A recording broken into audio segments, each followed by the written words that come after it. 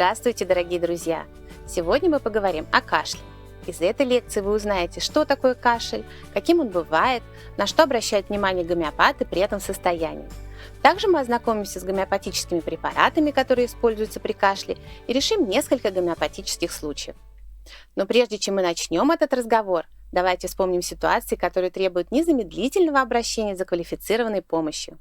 На слайде перечислены случаи, когда ждать и наблюдать недопустимо, и вы должны об этом знать. Теперь, когда вы вооружены знаниями об опасных состояниях, мы можем перейти к кашлю. Так что же такое кашель? Кашель – это защитная реакция организма, направленная на сохранение очищения бронхов и трахеи от чужеродных агентов, таких как мокрота, пыль, кусочки пищи и инородные тела.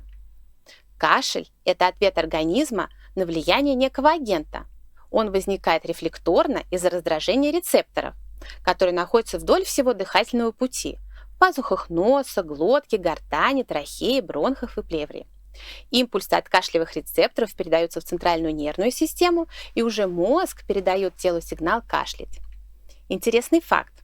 Оказывается, связанные с кашлем рецепторы находятся не только в дыхательных путях, но и в ушном канале, желудке, околосердечной сумке, диафрагме, а вот некоторые ткани легких, например, бронхиолярные и альвеолярные, не содержат кашлевых рецепторов.